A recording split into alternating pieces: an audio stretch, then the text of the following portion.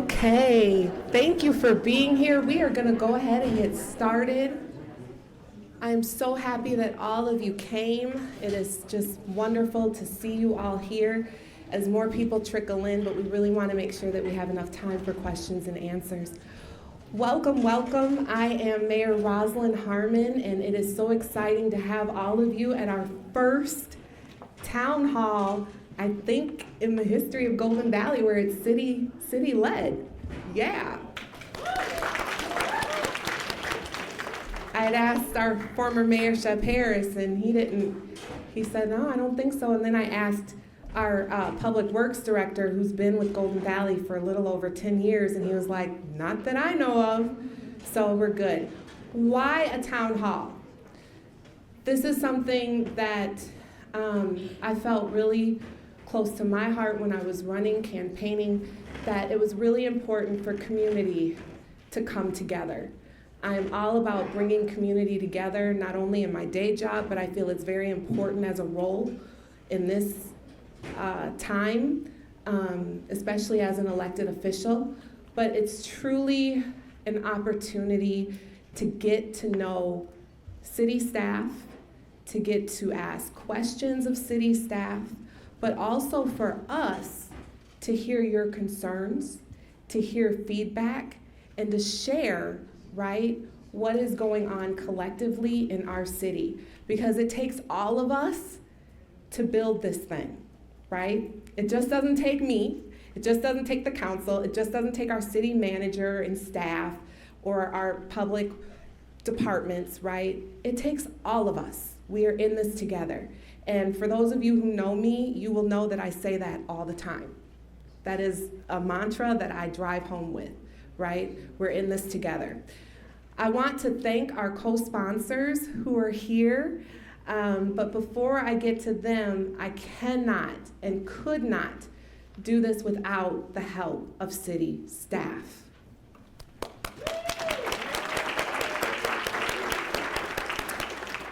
And so to City Manager, Mr. Noah Schuckman, thank you so much for getting on board with this, as well as with the executive leadership team. Thank you so much. To my colleagues, the council, thank you. I appreciate the support because, again, this isn't just me. We're in this together. To all of the elected officials that may be here that are not of Golden Valley, but I also want to honor our school board elected officials as well. We have Ms. Helen Bassett here. I believe I see Representative Mike Freiberg, and I don't know if I'm missing anyone, but forgive me if I am, but this is really great. We have, for our co-sponsors and our city staff from executive leadership all the way down to maintenance, right? We're all in this together. And so I'm very happy to have our interim chief of police here with us, as well as our public works director, our finance director, our assistant fire chief, as well as our Brookview director,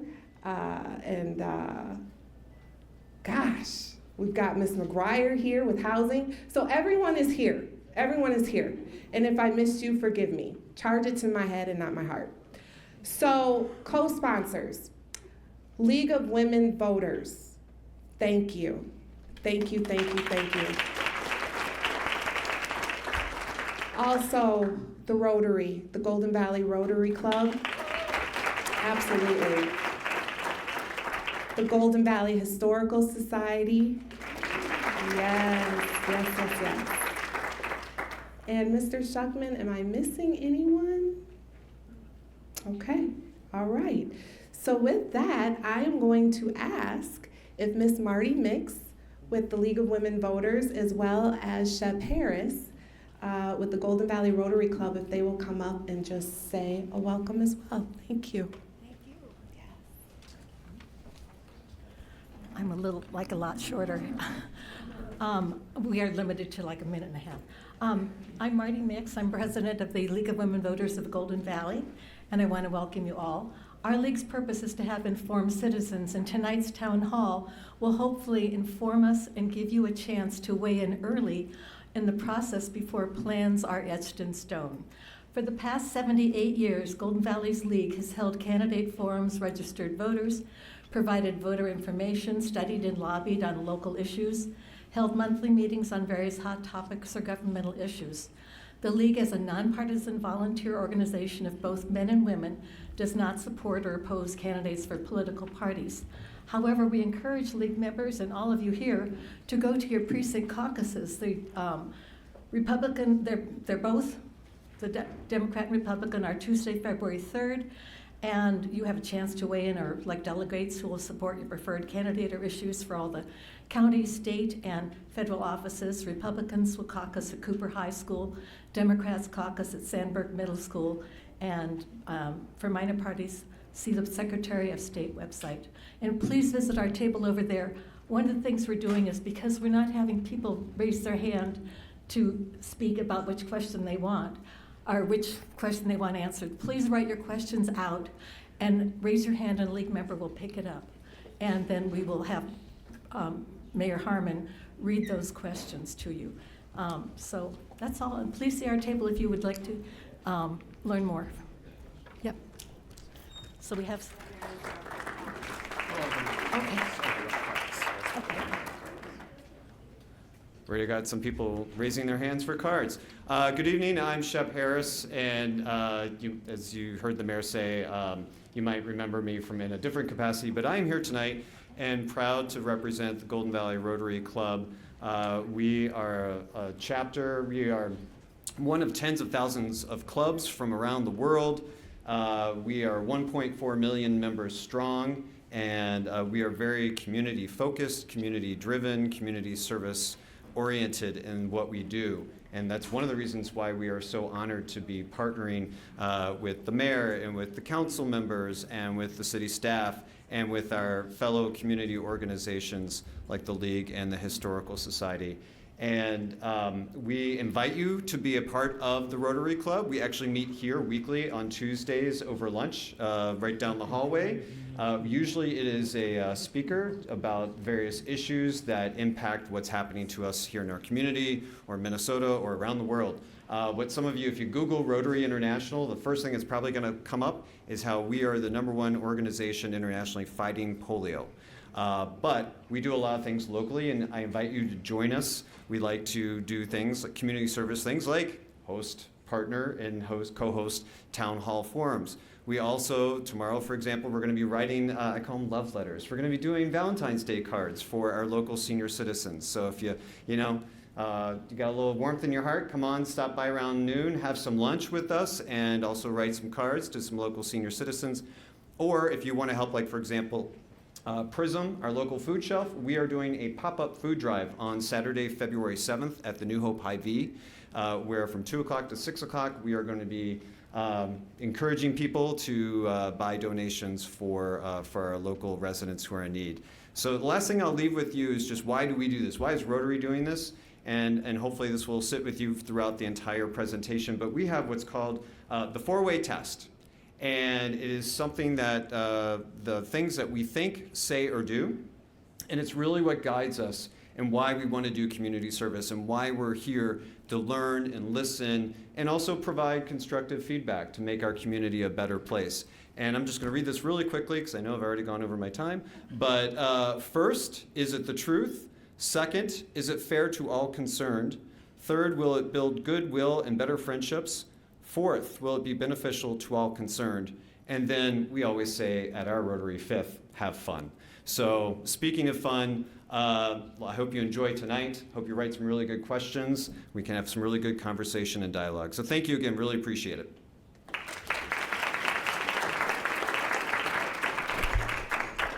Thank you, Ms. Marty and Shep.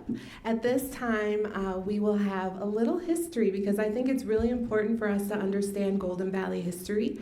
And we have the Golden Valley Historical Society right here in the house. And so I had asked Ms. Lynn Nelson Mason if she would share a little tidbit of history about Golden Valley and how we became a Plan B city too, and she obliged. And so I'm so happy to have her come up and share some words as a sponsor.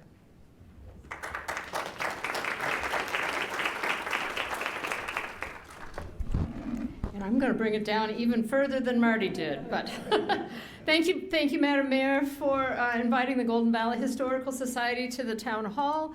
We're glad to share with the citizens and the residents of Golden Valley information about how we got to where we are today. So I'm going to take you all on a little bit of a historic journey here. I've got a little bit more than a minute, but I promise to keep it short.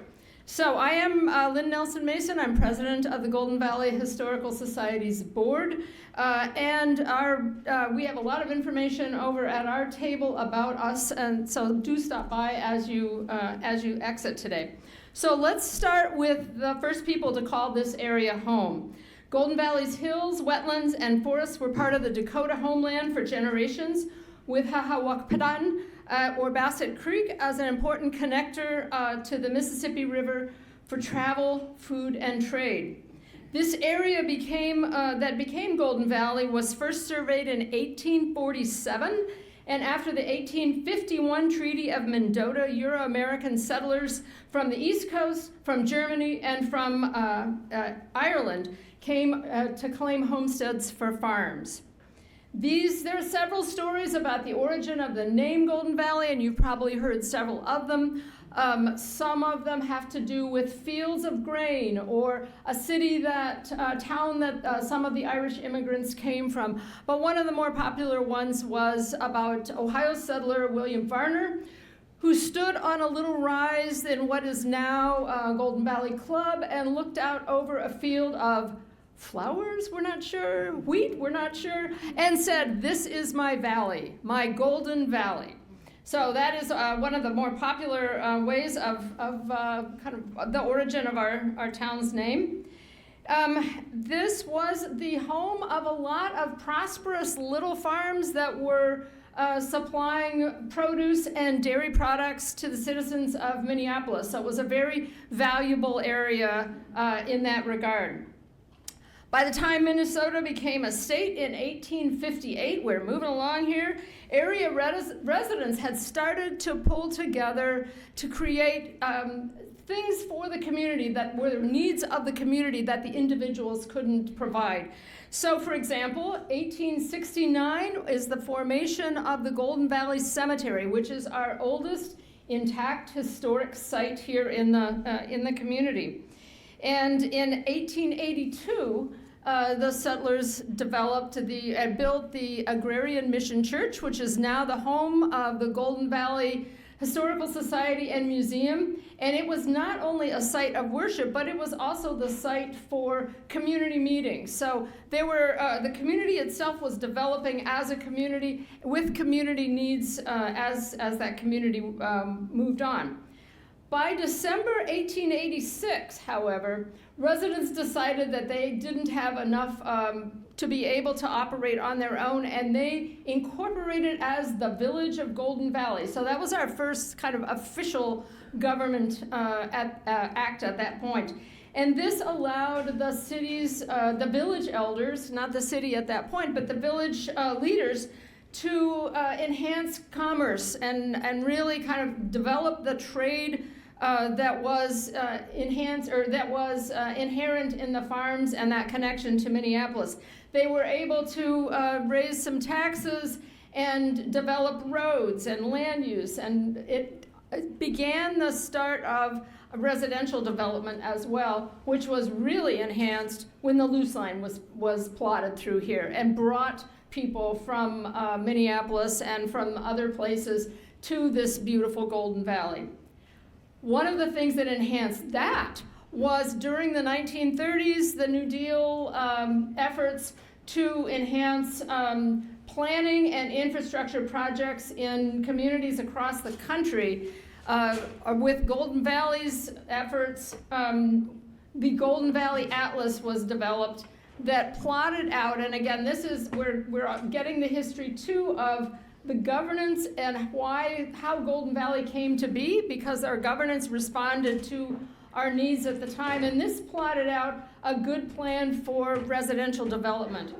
This was a super important document to have when families started looking for homes after World War II.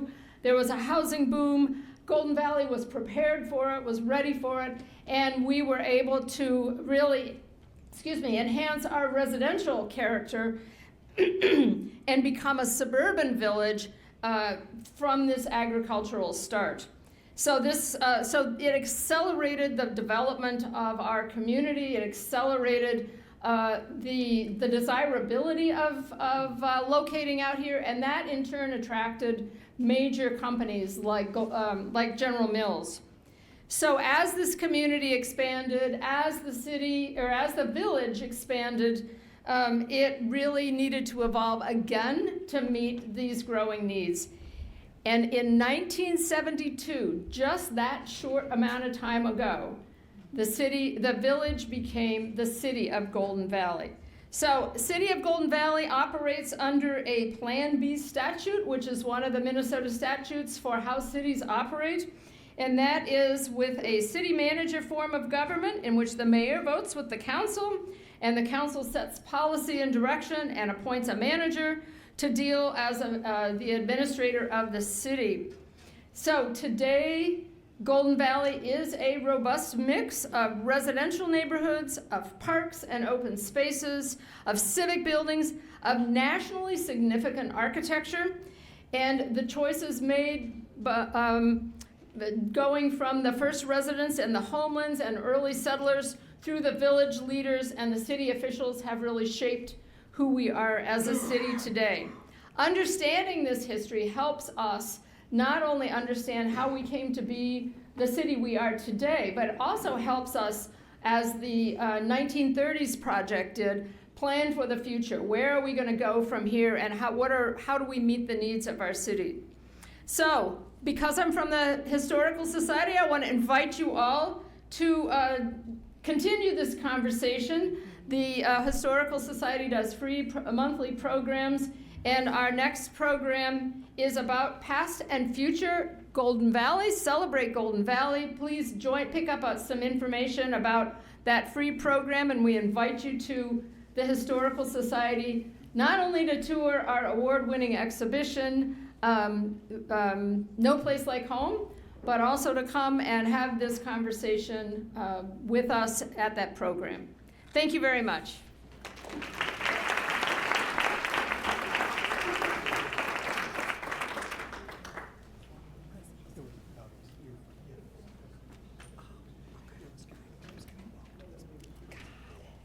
All right. Thank you so much, Ms. Lynn. Okay, so some of you might be wondering, okay, why did we need to know about the history of Golden Valley?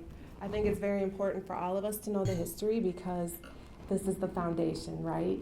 Originally, this town hall, and it still could, depending on timing, but we really wanted this town hall to be first about how we originated, how we became a Plan B city, all of these things, and then our future initiatives, right?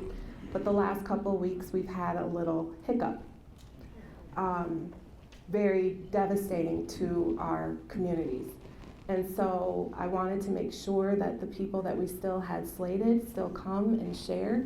And hopefully if we have time to get to the future of Golden Valley, we will, but we really wanted to make sure that we focus on the important things. And so as we do that, right, with all town halls, there are some expectations and ground rules. And again, I want to welcome you to Golden Valley's first town hall. There are cards being passed around if you have questions, and that's why I appreciate the League of Women Voters partnering with us here so we can have some order. Just know, this is not like the end all for a town hall. This is our first one. And we wanted to make sure that we did this correctly, right? It has been asked, can we have a town hall at Calvary for our elders? Absolutely, right? It has been asked, can we have a town hall in the neighborhood with a food truck? Yes, right?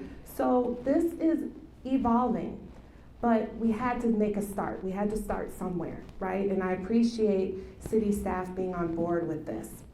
So the rules will always remain the same though. And one, this is a respectful space. We want everyone to share their truth and to share it with grace. Please treat everyone here, myself, the speakers, attendees, staff, with kindness and courtesy. Please do not interrupt when someone is talking. Listen actively and with an open mind, even when you disagree, because it's okay for us to disagree. I talk about conflict all the time. I do restorative work in my day job. It's also a lifestyle of mine. Conflict is a good thing, as long as you're doing it in a productive way. It creates strength, and it builds character, and it builds relationship, okay? So even though we may not all agree, right, we are here to listen and to understand each other's perspectives. We are here to discuss topics and concerns, not criticize or signal people out. Language that is threatening, hateful, or demeaning has no place in this space, okay? Because again, we're here together. We're here in unity. Different viewpoints strengthen our community. Disruptive behavior does not. And as the moderator, I may step in to gently redirect the conversation if I feel that it's getting out of hand. And if there is sustained disruption, we may pause and ask someone to leave or adjourn, but I don't believe we'll have a problem with anyone in this room with that, right? I don't think so. As an educator, I just want to quickly share, I don't know if any one of you have seen this, but this book called The Days the Crayons Quit. I love this book because it talks about each color having a purpose. And these colors are feeling neglected. They're feeling singled out by the young child who uses them. This book reminds me a lot of city government in the way that not only are we unique, crayons are unique in color, right? Blue with water, yellow, sun, red can mean anger or right, as an emotion. But as individuals, as elected officials, as city staff, as leaders, as residents, as constituents in our city right here in Golden Valley, which we all love to call home, we each have a unique gift. That's our color. And our gift comes with a role and a responsibility. And when we put our gifts, our roles, and our responsibilities together, we create what? We create what? Community, a masterpiece, right? And so just like crayons, when you put various colors together, you create a masterpiece, an art piece. So let's keep that in mind as we go throughout tonight, that we are not going to quit, right? We're in this together, okay? And so with that, as I do at the council meetings, we would like to start this night off with the land acknowledgement, because as Ms. Lynn said, we are on Dakota land, and we acknowledge, which button do I press here? Oh, there we go. We acknowledge and honor the Dakota Nation, on whose land, ancestral land, the city of Golden Valley is built, and whose land resources we use. We commit to counteracting the erasure of the cultural practices and presence of the Dakota people through education and by amplifying a wide range of indigenous voices. We have 2 new council members to our council. Council member Tracy Fussy, will you please stand?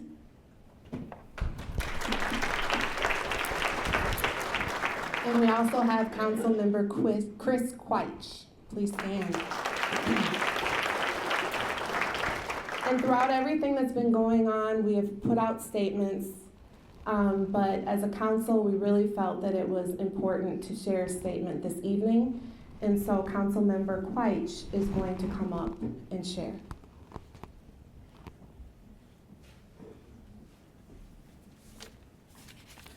Thank you, Mayor, and thank everybody for being here tonight. And apologies for reading from this, I haven't memorized yet, but I want to start by acknowledging that I know discussing the development of our downtown core and other municipal buildings can seem inconsequential in these times. And I appreciate everyone for showing up in community tonight. The past month in our community, city, state, have been both heartbreaking and empowering.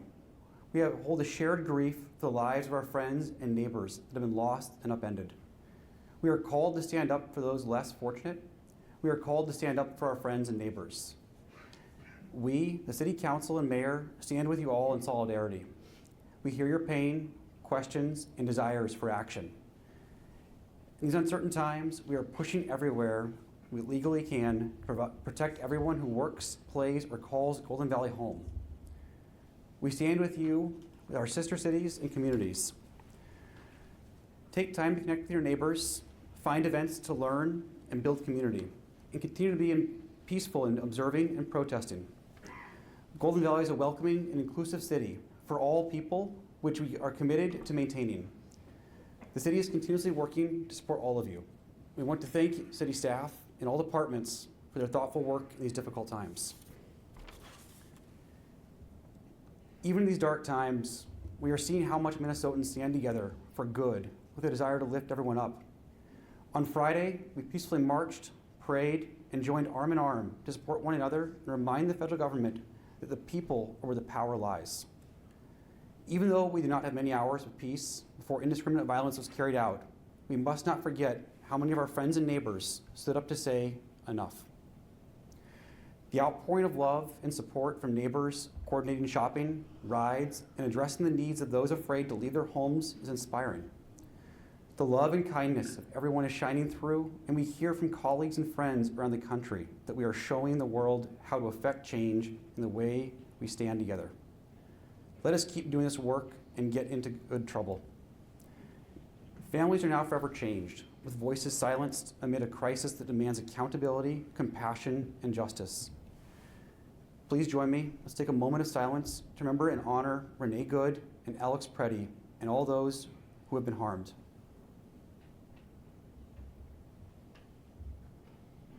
Thank you.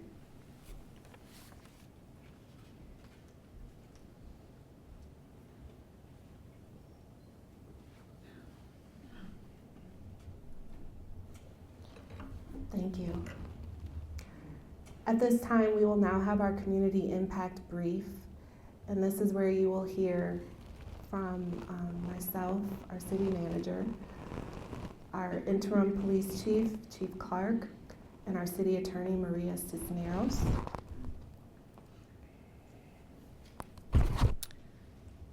Okay, so the administration of Golden Valley, as we talk about ICE, we really want you to understand that typically we cannot restrict the operations of the federal government within the city.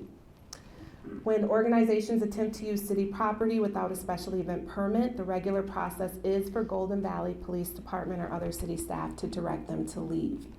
We had a situation today where ICE were right here at Brookview to try to organize, and our Golden Valley Police Department asked them to leave, and they did.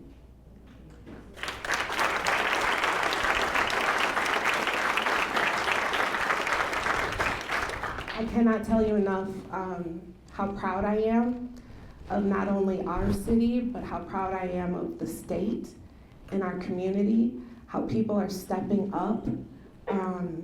We had an organizer who's in this room, Miss Jess Lewis, who put together in a minute of a dime with other organizers a vigil on Saturday, and hundreds of people showed up at Brookview in sub-zero temperatures. That's taking action. That's taking action. And that's what we want to do. We want to be proactive here. But city staff do not have a need to know about immigration status. So these are things that we as a city need to be very clear and open to you all about, because I know that there are, we see the social media, we see what people are saying, but we want you to hear it directly from us, okay? And city, we are collaborating with other metro cities on actions and responses. So I have met with the West Metro mayors several times. We have another meeting tomorrow. We have even brought together our city managers and our chief of polices in one room together. It was about 15 cities. And the stories that were shared were deeply, deeply disturbing. We are all navigating this territory together, okay? This is unknown for all of us. And so we ask for just grace and patience as we, work through ordinances, creating ordinances, right? And that's what Ms. Cisneros will talk about in just a little bit. But we are in regular communication in terms of how we support our governor, how we support our state legislatures, and even how we support our own Jacob Frey, Mayor Frey, in Minneapolis. And we've talked to him several times, and they're tired, they're weary. And so, but we're only a department of less than 30 officers, and so there's only so much that we can do on our end to support their efforts, but we are supporting, okay? Legally, so frontline staff are trained, that's you? Okay, that's Ms. Cisneros, okay. So I'm gonna let her do that, but can I do something really quickly? Since I just talked about the police a little bit, and he's going to come and share as well, I do have a question. Well, no, actually, let's hear from you, Ms. Cisneros, and we'll do this right, and then we'll hear from you, Chief Clark, and then we'll have the questions, okay? All right. Bear with us. Hello, everyone. I'm Maria Cisneros. I'm the city attorney. I have not been asked to speak at a town hall on such a serious topic before. I'm used to speaking to you about things that most people are not paying attention to, the words and ordinances and resolutions and things. But I am honored to be here and to be working on your behalf as the city attorney at this moment. This is obviously a very serious subject and one that the legal department takes very seriously.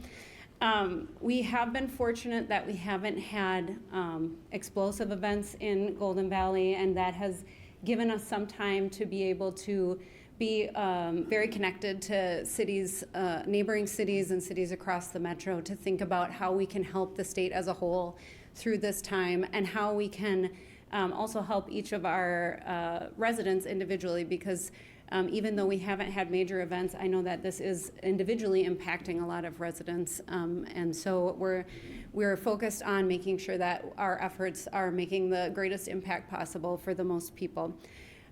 We started a couple of weeks ago putting together some training for frontline staff. It was pretty evident very early on that ICE was going to be making appearances in places across communities, including city buildings, and so we prepared some training for frontline city staff and held those trainings for them a couple of weeks ago. They have direction about what they're supposed to do and things that they can say if ICE comes to city buildings, direction about where ICE is allowed to be in public spaces and how to tell them that they're not allowed to be in non-public spaces. Some contingency plans from different departments. I've had some really great discussions with the department heads across the city to address specific concerns of their staff. We have staff that are field workers in public works and in police and fire that have different considerations than office staff, and so the department heads and the legal department have been working very closely to address all of those specific individual concerns for our staff. And then in addition to working with staff, we've also started to have a little bit of time to work with neighboring cities to think about the larger legal arguments that are happening in the courts right now. And so over the weekend, we worked with the cities of St. Louis Park, Richfield, Mounds View, and Lauderdale to file an amicus brief, which is a friend of the court brief in the litigation that the state and the cities of Minneapolis and St. Paul filed against the Trump administration about ICE's presence in the Twin Cities. Our city prosecutor spearheaded that effort and wrote the brief on behalf of the cities. It focused primarily on the impact to prosecution, which was a perspective that hadn't been represented yet in the briefing that the court had already received. Our prosecutor attended the hearing today, and we will continue to be engaged on that front. We also are coordinating on the civil side with civil city attorneys across the metro area through the League of Minnesota Cities, and it's possible we might do other things litigation-wise to help support the litigation that the state and the cities of Minneapolis and St. Paul have started. And then in addition to that, we are working on, at the direction of the council, a separation ordinance. I think in prior messaging, you may have heard that the city already has rules in place that govern the police department's interactions with ICE. The police department has a policy that they do not help with ICE enforcement or any immigration enforcement of any kind. And we are working on a separation ordinance that would extend those same rules to the rest of the city staff and the other city departments. Functionally, that is how we are operating, but we thought that it would make sense at this time to just put that into our city code.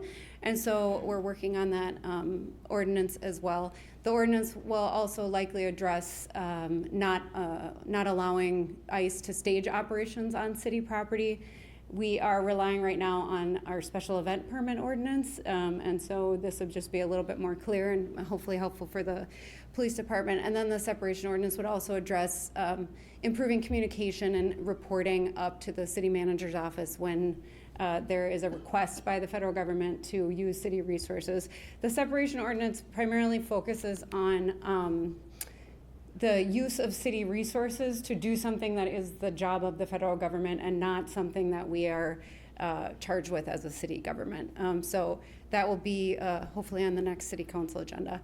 The last thing that I will say is that I am primarily here tonight to listen to all of you because it is helpful for, as we try to solve all of these problems and we're hearing new problems and issues arising every day, to have input and an understanding of what the community is going through so that we can continue to be helpful. So thank you for all of you coming, and thank you for sharing your stories also and for helping us as an organization get through this in a way that's most helpful to you all.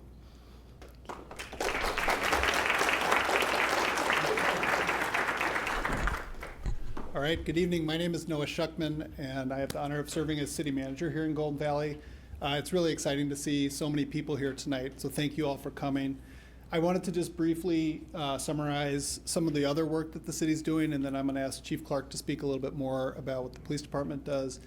I wanted to just highlight, and with thanks to our communication staff, that we have a website that has community resources with information and many, many links for people who are looking for information in one place. That's available on the city website. It includes information, as the mayor and Maria mentioned, about police and immigration. It includes visual ways to identify city staff so you understand what city staff look like in the field, and if they come to your house or to your workplace. It includes resources on rights and legal aid and more.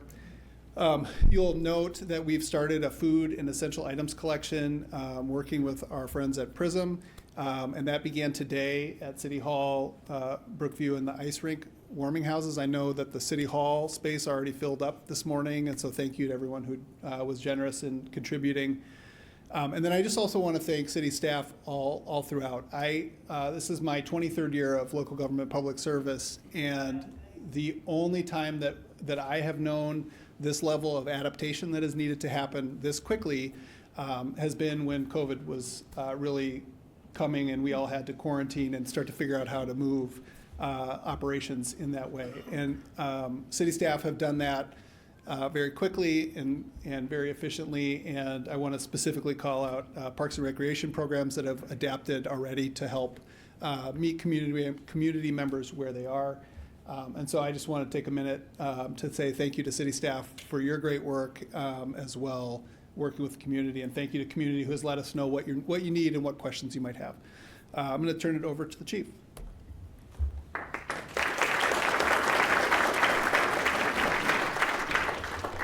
Good evening. I'm Matt Clark, the intern chief for the city of Golden Valley, and I've been here a few months, and I'll be here for another few weeks, and happy to come out of retirement to help the city. It's been a great welcome. I really appreciate the staff we have here, not only police but fire, and everybody else that I've worked with. Some of the things we've been doing, especially over the weekend, we're talking at the Chiefs State Association level on what we wanted to put out and how much we wanted to collaborate with our state partners. We also meet as a county, so the Hennepin County Chiefs Association meets quite a bit as well. As for this week, I'm on call to go into Minneapolis to assist them if there's a need. They had usually 3 chiefs from Hennepin County. There's 36 of us that will help out if there's an incident to try to make sure that 911 calls are covered in the city. We don't want a city or a jurisdiction or a precinct or whatever to go without calls. That's something that would happen for us if there was an incident, is those officers from the other county, the other cities in the county would come and help as well. But we also strategize with Dewana Witch, who's a sheriff friend of mine. She does a really great job in talking about how we would respond to make sure the public is covered and safe, and how we deal with some of those on very, very unfortunate, actually tragic incidents that we've seen in the city of Minneapolis. Additionally, as Maria had said, and also Noah, we have a policy on immigration we are prohibited from enforcing immigration laws. It just doesn't happen. I haven't seen it in my 34 years as an officer in 5 different agencies in the state. I just haven't seen it. I will say I have worked with immigration in the past. When I was chief at the University of Minnesota for 10 years, we had a lot of foreign exchange students. And there are times that we had to work with not enforcement, but more immigration to get parents and others back into the states to help foreign exchange students that might be injured, that something happened to them, or how do we get them back. So we did have to work with the federal government on that level, but never on enforcement of immigration law. That's something totally separate. Golden Valley Police Department remains committed to community engagement. And so one of the things I talked to Noah about this morning was we really wanted to make sure that we were dialoguing with our community. We do a lot of that throughout the summer, and when it feels like Minnesota out, right? It's cold. But we wanted to keep doing that, especially right now. So we are sponsoring a pizza and coffee event 2 o'clock on Friday, so you're all welcome to be there. We'll have officers, we'll have a fire department and the ambulance service there. And I know some of our community members can't make it or may not want to go. That's understandable. But if you know anybody or want to go yourself, we'd love to talk to you just one-on-one. Because frankly, that's the best way to engage our community, is talk and have a conversation and let people know we want you to use our services. That's what we're here for. And it may not come back right away. But we really hope everybody from our community uses the services, calls 911, and knows that we're going to show up and we're going to help them with whatever their emergency might be, whether that's police, fire, or ambulance service. And I'll just say lastly, Rudy Perez is in the back. He's one of my partners here, and he's been really supportive. And we were having a conversation with the state. The state came in to audit the department, and we've been working on different policy things. And we had a conversation about us both not being born in America, both of us immigrating from another country. And one of the things he brought up, and it's insightful and it applies to me as well, is when the community, you can feel how the community supports you if you're from another country coming into a neighborhood. And I grew up mostly in Seattle, but came here in my later teens. And this community does that. So if anything, you should give yourself a round of applause for supporting people that come into your community, that contribute to your community, and they might wind up being the interim chief. Who knows? Okay? Thank you.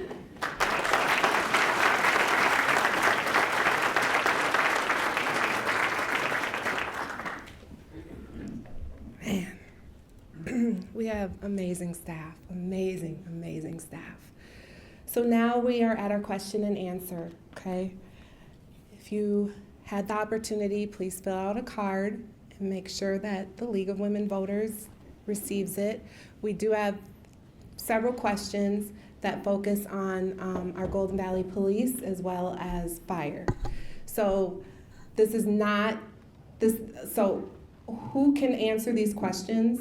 Council members, you may answer, okay? As well as city staff that are here. Golden Valley has a hyper-local organized group to protect neighbors against ICE. How can we share this footage and evidence with the city? And I believe this is a question that our attorney, Ms. Cisneros, can answer.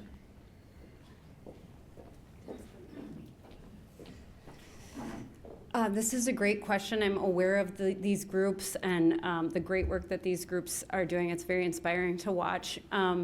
I don't have an answer about what to do with the footage, but I am getting that, and I will move that to the top of my list. I need to do a little bit of thinking about and talking with the Attorney General's office. I want to make sure that whatever we collect is, first of all, we consider all of the data practices implications. I don't want to be engaged in creating a database that we then get a data request for, and a bunch of private information about vulnerable individuals is used for purposes other than what we intend.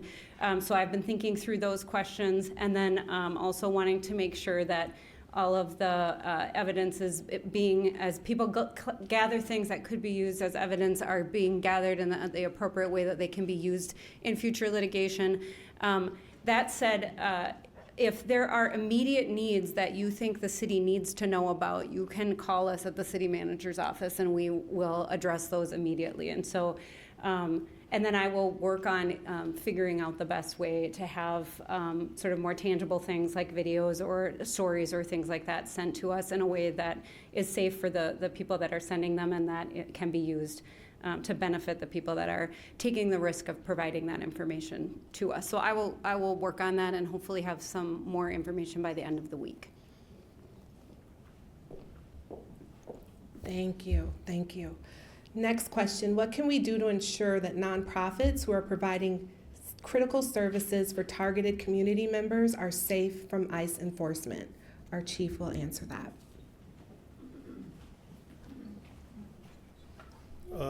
My answer to that is that it doesn't matter what your organization is, your business, your location, whether it's a residential home or a nonprofit. I appreciate the nonprofit work, but it doesn't matter what it is. All of those areas, no matter who you are important to us. And if you have an incident that you want to report on 911, we're happy to respond. Like today, when there was an incident at Brookview, we're happy to show up and find out what's going on. We can't necessarily interrupt something that a federal agent determines as part of their job. We can't necessarily stop that. We can observe some of that. We can respond to the incident and find out what it is. And that's what we did today. And I don't have a problem with, and neither do the officers, having a conversation with any individual that might be in any area that you're at. And we have had a number of people call us and say, you know, we're worried about this car, we're worried about this event, and we've shown up. And there's times where those vehicles were suspected being ICE and they were gone. Other times, like today, when we were talking to them and we had a dialogue and said, this is not the best place to be, and we're gonna ask you to go, and they did. So we'll do our best. I will say, in my time in policing, 34 years, this is new territory for me. So I'd love to get suggestions from the public as well, if there's something that you have that you think we can do.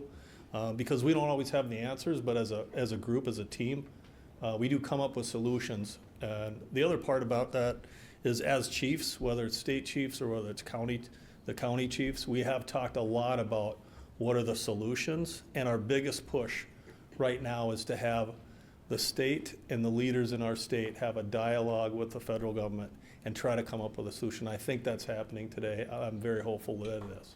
Thank you. Okay, this is a legal question for Ms. Cisneros. Social media has people asking for money to help pay a bond for ICE to release their loved one. Is that a thing? What resources are available for scams to protect residents? Thank you. This is definitely a question that is beyond the scope of the normal city attorney legal practice. However, the city has contracted with an immigration attorney. I will be bringing this question back to her and talk about what kinds of resources are available to make sure that people aren't getting into scams. There also are several local organizations that are providing free legal help, and so if we don't already have those phone numbers on the city website, I will make sure that those are added to the city website so that people can call at a moment's notice and get that information. But this specific question I will take back to the immigration attorney that we've hired, and we will figure out a way to get that information out.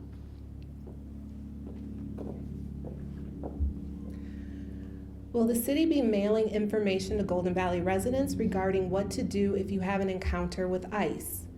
What are our rights? What should we do if our rights are violated? And what resources are available to support us? City Manager Schuckman will answer that.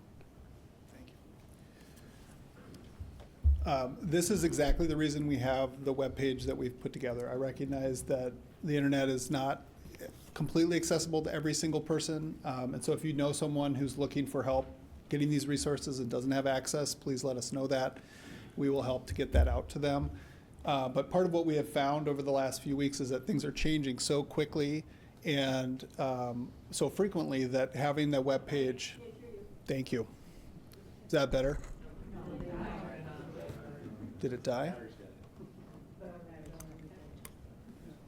All right, well, I'll talk a little louder for right now. Thank you, sorry about that. What we found is it's moving so quickly that it's hard to keep up with the changes. So we're using the website for that. Our communication staff has done a really excellent job of getting information up quickly.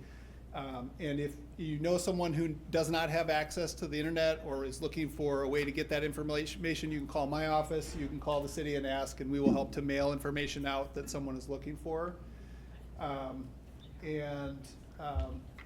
We're working to get that updated as quickly as possible, including microphones.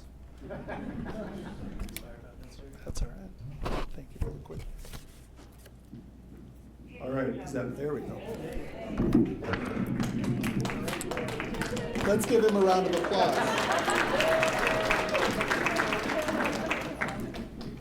Okay, on to the next one. Yes. Okay. So will Golden Valley provide rent relief or enact an eviction moratorium? Thank you. Okay. So I will say that is not a conversation that we have had yet. And I know that that's a conversation that's happening at the state level. I know that there are other government entities looking into that, but that we have not had that conversation yet. In my experience, cities are really in a tough spot when it comes to restricting evictions. It's a district court right that property owners have, and so it's really a larger discussion, but one that we will pay attention to and see if there's an entry point for the city to provide assistance or provide a voice on. I'm going to ask you. Okay. Are there any more questions regarding ICE? Okay. Are you able to write it down?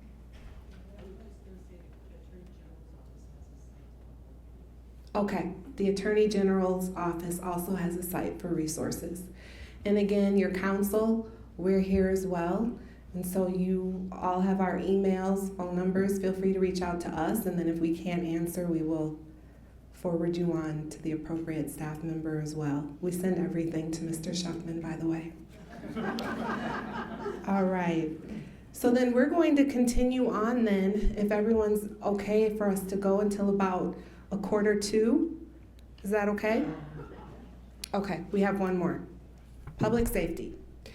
If a Golden Valley resident is harmed by a federal agent while conducting peaceful observation in our town, what can be done?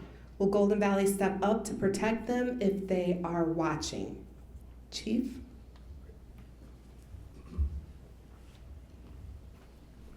Mayor, could I have the question? I didn't hear all of it. I grew up in the 80s, so 80s rock, and my hearing is a little off.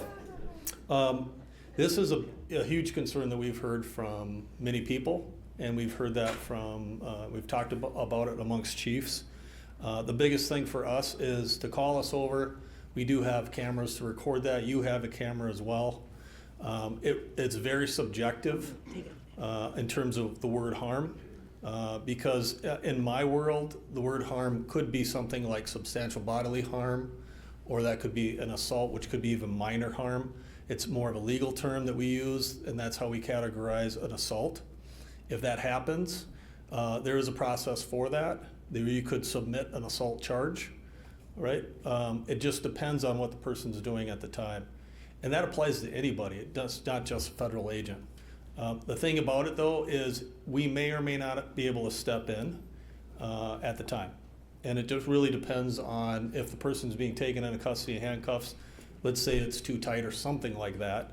That's a little different than if there's an active assault of the individual. So it would be something where we would have to be there, and that would be something where we would have to identify what's occurring and what that person is doing at that time. So I think it generally applies to all of it. But one question we have asked is this question, and I think one of the residents mentioned that. It is something that would go to either the county attorney or the attorney general's office to be investigated. And I think that is the process we're seeing with other events that have occurred in Minneapolis as well.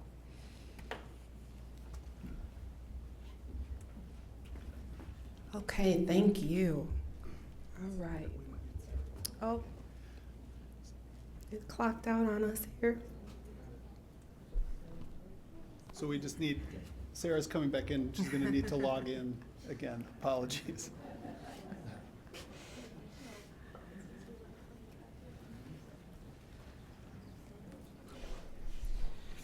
Yeah, no problem.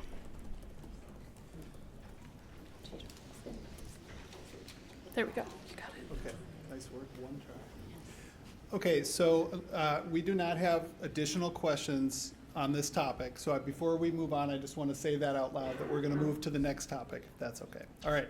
So we're going to scroll into talking about, we'll do an update on our facilities projects here. And I'm going to start by asking our Deputy Community Development Director, Chloe McGuire, to come up. She's going to do an overview, followed by Assistant Chief Guzman, and then Public Works Director Tim Kiefer. We'll move through this pretty quickly so that we know there's a few questions that folks have about the facilities projects, and so we want to make sure that we're also getting an opportunity to answer those questions. If you have questions about those, please make sure you're handing those out so that we can try to get to as many as possible. Thank you, Chloe. Thank you, everyone. Again, my name is Chloe McGuire. I'm the Deputy Community Development Director, and I am helping right now with our Building Forward project. Building Forward is our plan for city facilities citywide. We've been working on this for quite a few years. I know some of you are probably getting tired about hearing about this, but we are really excited. We are working on 3 main projects. The first is a new fire station, which would help us consolidate services from 2 fire stations to 1 fire station and allow us to have 24/7 staffing. AC Guzman will talk a little bit more about why that is so important to our community. The second is to build a new public works facility. Tim Kiefer, our public works director, is here to talk about that. And those 2 are really city services that if you don't notice they're going well, you notice they're not going well. But when they're going well, you don't really notice, right? They're our unsung heroes. So we're really excited to work on some new facilities for them. And then our last is a new public safety facility on the City Hall campus. And right now we're working on a master plan to re-envision what that could look like, along with where a potential new City Hall could go. And Hennepin County Library is partnering with us on that project to see if we could get a new Hennepin County Library on the site as well. We have 5 project stages for all of these projects, and this is all laid out on the Building Forward website, which is buildingforwardgv.org. There's a plug for it at the end, and I'll show you how to sign up for our newsletter. And we are working through these 5 stages for every project. So we're at the beginning stages of both of these projects. We are in site acquisition mode for East Fire Station and Public Works. Those are 2 separate sites that we're working on acquiring. Actually, Public Works is 2 sites, so really 3 separate sites. The East Fire Station site is right off of Highway 100. It's going to be an amazing central location for the new fire station. And the Public Works facility is actually not far from City Hall, so it'll be nice and close. And then we're going to move into site design. Once you own the site, once we've acquired those properties, we can move into designing the site and making sure that everything fits. Obviously, we do a really high-level analysis to make sure that the sites work for us before we acquire them. So we're being really diligent about your taxpayer dollars. So don't worry, we've made sure that the sites work for everything. But we're going to actually move into full site design after that. So for public safety and City Hall campus, that's where we're at. We're designing the site. We're planning where all those buildings can go.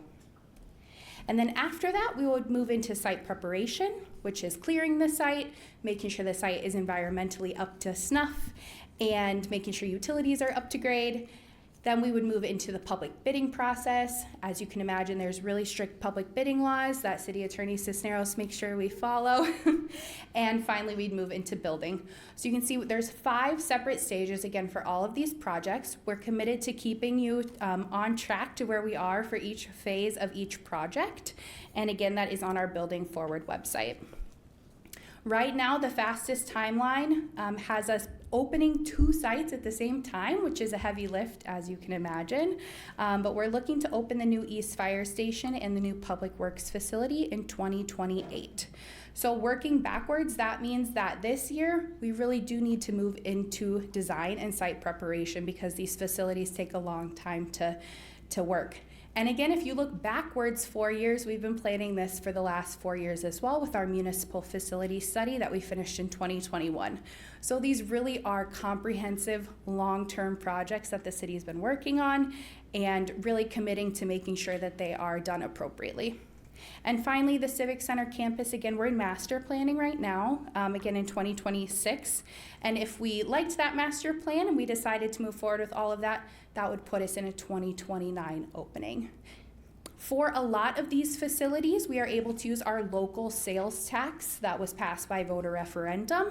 And $60 million of that is going towards the Public Works facility and $45 million towards the new public safety facility on the City Hall campus.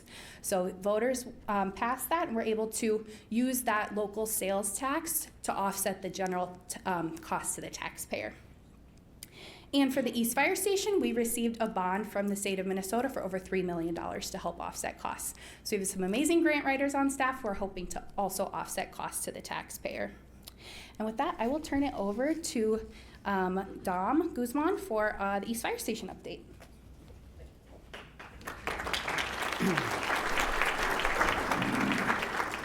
Hello, thank you for being here tonight. I appreciate the opportunity to be here to speak to you. Again, my name is Dom Guzman, Assistant Chief Operations and Training for the Golden Valley Fire Department. I've served with the city since 2013.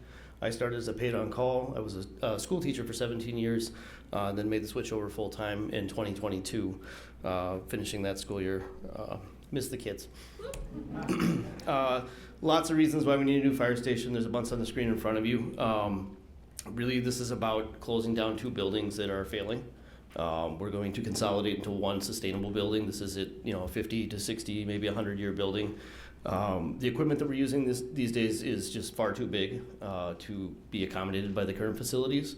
It becomes dangerous to operate them. You've probably seen the pictures if you've been involved with anything of how we have to move vehicles around, where our firefighters are having to change. And that's in the presence of moving vehicles within feet of them right now. We're very fortunate that we have very highly trained staff. They're very professional. They do a great job of not running each other over with the fire trucks. So a few policies aside from that. But we want to create gender equitable facilities. Currently we have 11 women on staff. That's including our fire chief. She could not be here today. She's in Emmitsburg, Maryland, attending the National Fire Academy for her executive fire officer class. But including her, 10 other women that serve the department. And currently we do not have locker rooms. We don't have equitable bathrooms. I believe we're using kitchens at our 2 remote stations for nursing facilities for pregnant nursing mothers. So it's not great. We want to improve those facilities as we also continue to add more women to our force. Excuse me. We want to look at modernizing our service to the city, and that includes moving to 24/7 operations. Currently, you have a staff of 60 people that work for the fire department. 8 of us are full-time. We work 8 to 5 roughly during the day. The other 51 members are paid on call. So they all serve in some other capacity, either in this community or in another, with a full-time job. Being a firefighter can take a toll on you emotionally, physically, mentally, and on your family. We need to continue to grow our service, grow our numbers, and provide that overnight service. So right now, you have one truck staffed with at least 2 firefighters from 8 a.m. to 11 p.m. Overnight, all your fire service is coming from home in their own vehicles. They get on a truck, and then they go to work. So we want to get people staffed in the station so we can get you better service overnight. That is the goal, and that was a question that I got. So there were a few other questions that came up regarding funding. I think Ms. McGuire answered a couple of those, but I'll let excuse me, City Manager Schuckman answer a couple of those when I'm finished. So there it is, Duluth and Highway 100. We use a lot of historical call data to show that this was a wonderful location when paired with the current Fire Station 1. This allows us to kind of hit those industry standards for response times to more of the city. We looked at well over 30 sites throughout the city to try to find a home for the new station. This process was being talked about a couple years after I got hired, so around 2012, 2013. In 2016, we did a 5 bugle study that directed us to go to a duty crew operation 24/7 and to switch from 3 stations to 2. So this project's been ongoing for quite a long time. Our membership is excited about it. Where our city staff has moved us in the past couple of years has been amazing. So we're looking forward to making that our new home and then also vamping up our city campus here. I'll hand it over. Thank you.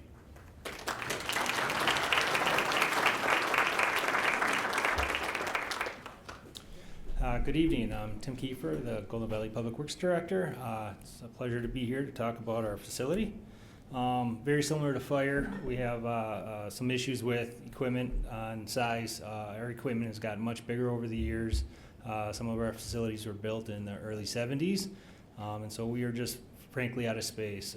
To get vehicles in and out, we're either backing in or doing multiple point turns just to get in and out of the facilities. So currently we have 3 buildings that we work out of. So kind of the plan is to consolidate all into one facility, which will help with synergy, communication, being able to work together. Again, instead of 4 buildings, you have one building, 1 furnace, more efficient codes today.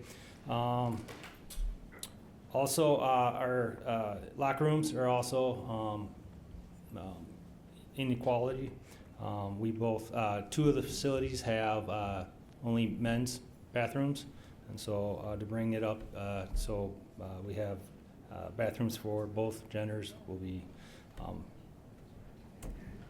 very good. So currently where we're at, again, Ms. McGuire did say that we did take ownership of 6100 Olson Memorial Highway. We are in the process of acquiring our second property just to the north. That would be mostly for our bulk storage, our salt storage.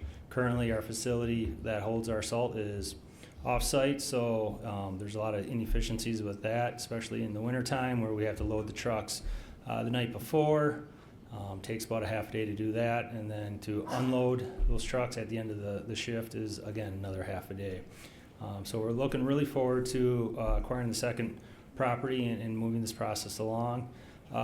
We did choose this site because it is centrally located within the city. It has access to Highway 100 and Highway 55 in Douglas, so very easy to get to the corners of the city very effectively. So with that, I'll give it to Noah.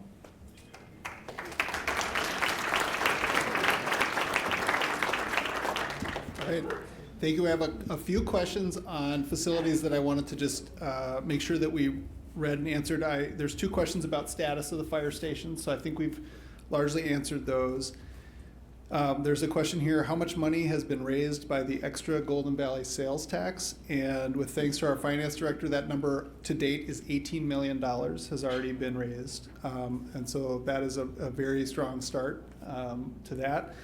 And then the next question is, it looks like the new fire station will be funded with bonding. I thought the Golden Valley specific sales tax was supposed to pay for that. What is the sales tax going to be used for, and what has happened to all the funds already collected? So the funds already collected are being held until we need them, and we'll use them when it is time to start to put that money out for projects. That we are working on, as you heard, 2 separate fire station projects. One of them is part of the public safety facility, and that would be in the downtown campus, and that is one of the projects that is paid for by the sales tax. The other project is the public works facility that would be paid for by that sales tax. The East Fire Station, we have, as was mentioned, $3.5 million from the state for site acquisition and for development of that project. Excuse me. We have the top priority that the council passed at the last meeting for our legislative agenda with the state legislature is an ask for additional bonding funds. Thank you, Sarah. And that is a request for 9.5 million total. So 3.12 that we've already received, and an additional 6.3 to help the city pay for that East Fire Station. The remaining 9.5 million would be city funds that we would work to put together over the next course of months while we work through that project. And our finance director is really excellent. I'm going to spare him having to come up and speak, but we are working to make that happen in a way that is as minimally impactful to property taxpayers as possible, so that we're getting the benefits of that new building with as little pain as possible for property taxpayers, because we really work hard, and the council really works hard to keep that number as low as possible.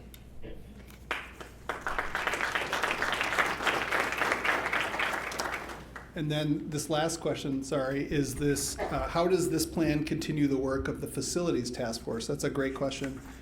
Just today, we had a kickoff meeting for the Civic Campus master planning process, and that process is taking into account there's multiple plans that have come since the mid-2000s to now that we're using to inform that process. And there's a lot of information to gather in. We have a firm called Perkins & Will that is helping us to do that. And Ms. McGuire's been leading that process and that project, and so we're using that to inform any decisions that get made. We look forward to community engagement opportunities this summer for folks to be able to talk more about that, to better understand the plans, and help us to hear what your priorities are as we move those forward. Yes, give an applause to all of our staff. Thank you so much. Thank you so much. Okay, well, we are at time. I want to make sure that we answered everyone's questions. My question did not get answered. Okay. Oh, there were a lot of questions? Okay. Here's what we're going to do. We're going to take a look at them. And will you reach out to me for an answer? Okay. Reach out, please. Reach out to me, and I'll make sure that we get you an answer, because I want to make sure that we answer your questions. Could you read the question? Sure. Could I read? Oh, sure. And you can also come up too when we're done, and staff will be here to answer. Legal, you reference ICE. What about Border Patrol or other DHS entities? Is that what that says? DHS. Okay, thank you. Will the city be working with the National Guard in any way? What is the city doing to protect schools? Can a red zone be created around school property? Sorry, I'm having a difficult time. I do know that we have had staff at a daycare that some Golden Valley residents students attend in our police right here in Golden Valley, daycare here in Golden Valley. But they were not apprehended by ICE here in Golden Valley. It was outside of the city, but our PD have been right there monitoring the school. Can we call 911 to get help from police if ICE is beating an individual who was filming ICE? These are great questions. Okay. Oh, yeah, let's answer them. Okay. We made a little plan on the fly here, so shout at us if we miss any. I'm sorry, when I say ICE, I am talking about all of the federal agents that are here right now. I was just using that as a catch-all. Thank you for pointing that out. We are tracking all of that, and all of those entities are also involved in the lawsuit that we are tracking and following and participating in. And so, yes, that's that one. With respect to schools and other sort of sensitive locations, that's part of the relief that's being asked for in that lawsuit is for the state and the cities of Minneapolis and St. Paul are asking that the judge order the federal government to reinstate a policy that had been in place under the Biden administration, sort of making those sensitive locations off limits.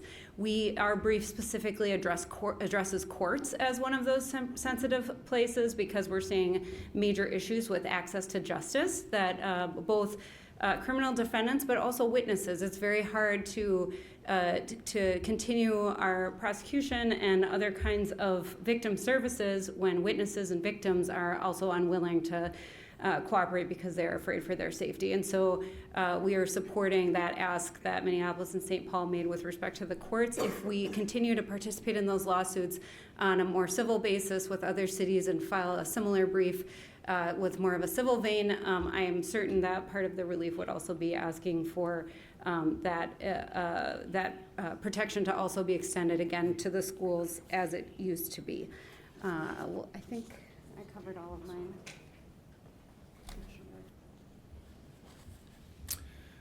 Working with the National Guard, we actually have an officer that is on the National Guard that was called out.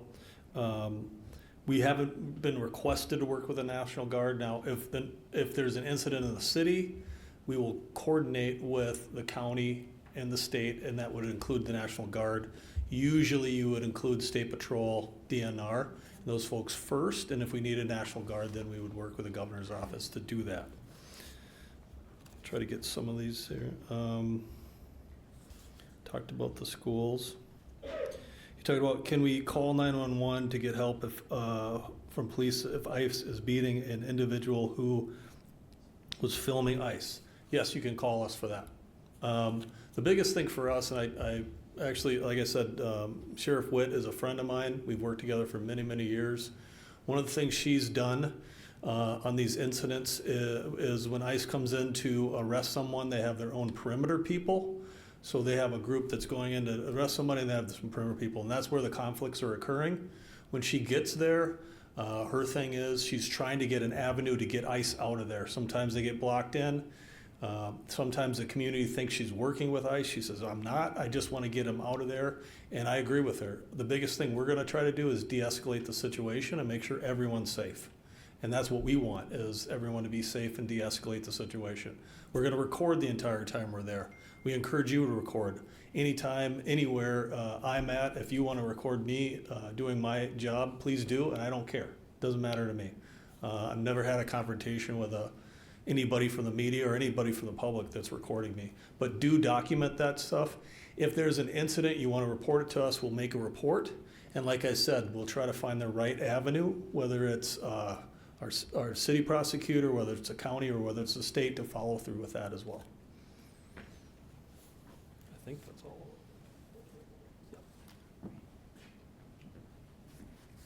Okay, so we cannot get through every question, but feel free afterwards to reach out to staff, and we'll also have at the front desk where city staff will be at the front table out there. If you want to write your name, number, we will give you a call. We will give you a call, okay? I want to make sure that everyone's questions are answered. And if you can think of a question that happens when you get into the cold parking lot, into your car, that's okay too. reach out to us. We're here for you. Other ways that you can get involved, right? This was a first step. Thank you so much for coming to the town hall. And this isn't the last town hall. Our next one will be April 15th, where we will give our State of the City address first, and then we will have a town hall after. And then we'll have another town hall in the summer and then in the fall, right? And then when emergency crises come up, you know, we will keep you informed. So thank you for being on the lookout with social media, our website, and thank you to our communications for getting this first town hall out in such a great way. Thank you. Yes.